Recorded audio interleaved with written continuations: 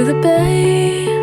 I wanna watch as all my thoughts are carried in the waves. Lift me to the sun. I'll see the world up on your shoulders like when I was young.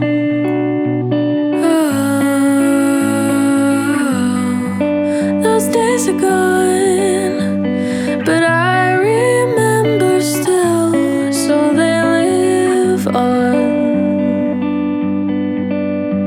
As long as I know what's wrong and what is right, long as I know how to love and how to fight, you'll always be a part of me, no matter how I get to be, no matter how gone up to you I seem, I'll always be a little girl.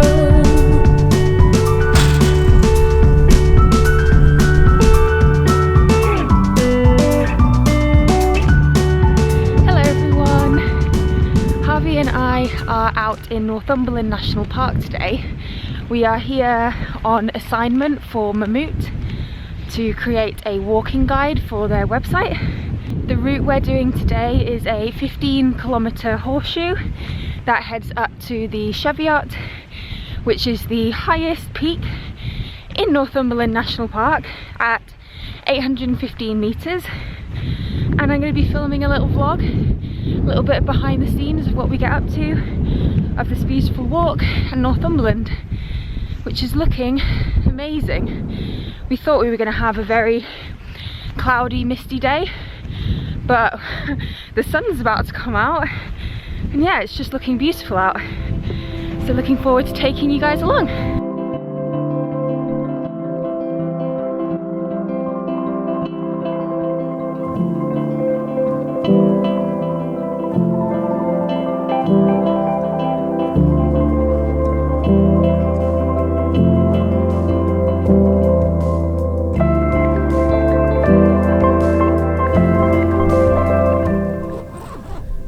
We're just heading up our first hill of the day, which is Hedgehog Hill.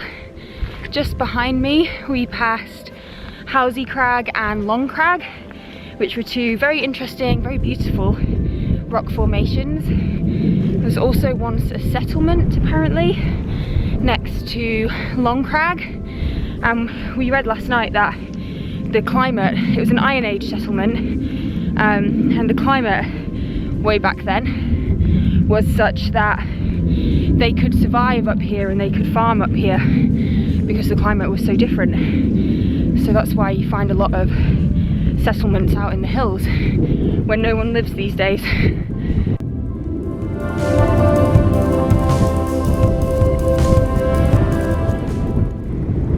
So this here is woodrush, and it denotes an area that would once have been covered in woodland. So this whole area, maybe not this whole area, but this section where there is a few patches of woodrush would have been wooded once. yeah, definitely. Probably this whole area would have been, I reckon. Yeah, definitely. And that would make sense why there is a settlement, right? Is that what you said? Yeah, I reckon if it was more, so they reckon that at this altitude was more temperate. Yeah. Which, if it was more wooded up here, is probably to do with that.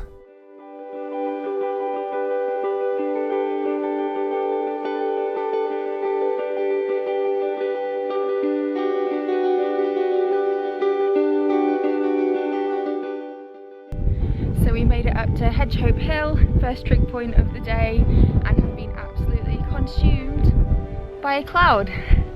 It might blow back over.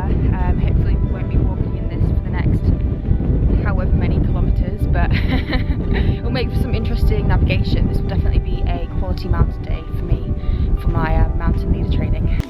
What we've got in here, sausage rolls. There you go. That one's for you. Oh right, thanks. I thought you were commenting on how I look like a sausage roll, or more like lemon cheesecake.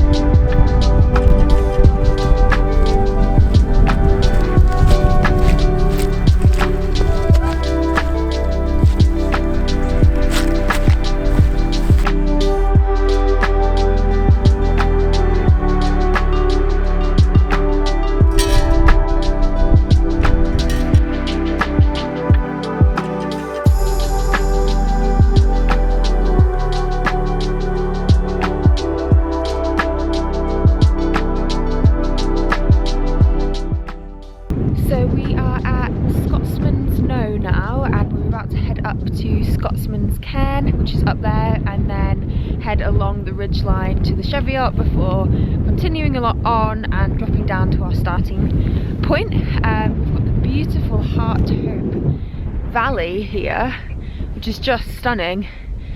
Absolutely incredible like textures of the landscape. We're actually really close to, a bit cold, I can't speak very well, but we're actually really close to the Scottish border here. It's probably only a kilometre or so away. I'll show you on the map in a second.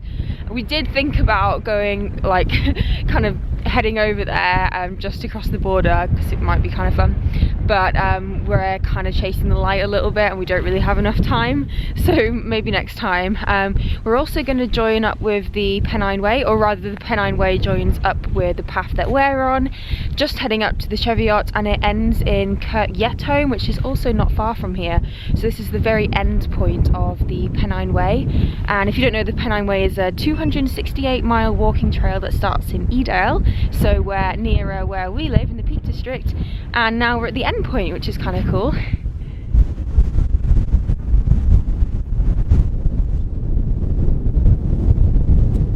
Just made it to the summit of the Cheviot, highest peak in Northumberland National Park.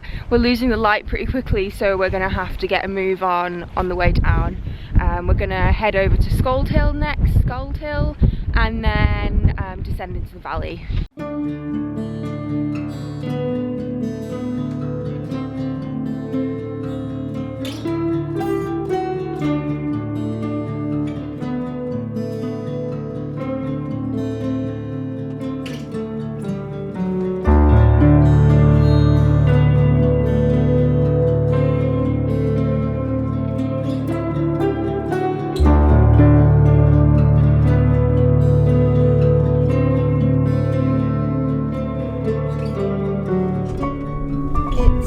Too early for a mince pie on a hill.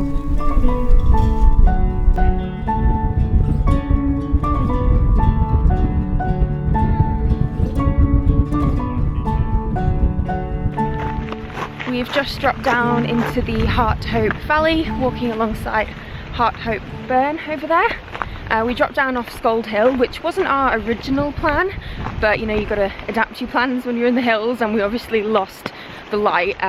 It's after sunset now, so we thought, oh, we'll just drop down off the hill out of the wind as well, and it's easier walking. Yeah, much easier. It will be quicker to get back to our car. We think we've got about 4 kilometers or so.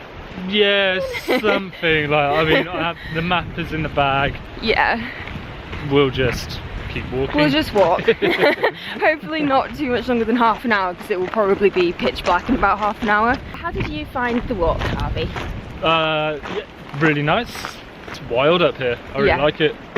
Yeah. Never been to Northumberland before. Managed to go to Sycamore Gap, which was like a childhood dream. It's very pretty. Yeah. It's barren. It's like coming across the tops there. You know, once upon a time, I was saying earlier, like all of this would have been forested.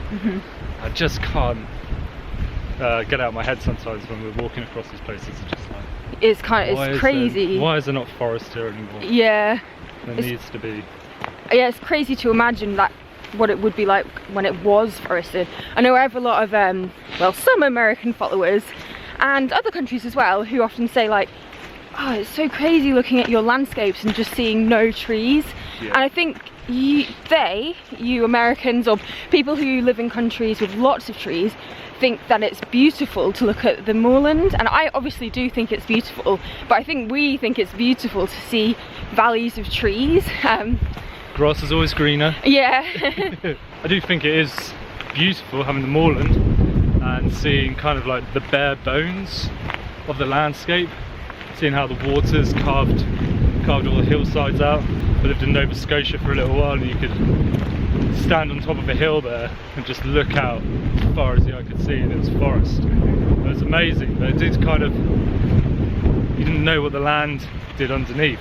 Yeah, there you could kind of see it, but so I don't know, there's like an element of intrigue there. Yeah, I really enjoyed this walk. This is the first time I have ever been walking in Northumberland. I have passed through Northumberland before. My sister was photographing an article for National Geographic, and I went along as her chauffeur, which is kind of a funny trip. But we passed through Northumberland, and I remember being like, oh, I really want to go walking here. But yeah, obviously that wasn't the focus of that trip. So I'm really glad to have made it down here, and yeah, it's kind of... How the tables have turned. Now you've got me as a chauffeur. I yeah. drive you everywhere. Yeah, I'd really like to do more walking here, especially in, funny what we were just talking about it being barren. On the drive up here, I noticed so many woodlands, and I was like, oh wow, like there's so many woodlands here. I really want to go walking around the woodlands as well. So I did read last night that Northumberland National Park is one of the least populated and least visited national parks in the country, which you can kind of tell. Like today, the only people we saw were up on Hedgehog Hill, which was the first hill we went up, and we haven't seen anybody else. And it is a weekday, so obviously that factors into it. But yeah, in general it just feels very, very quiet. But yeah, definitely want to explore more.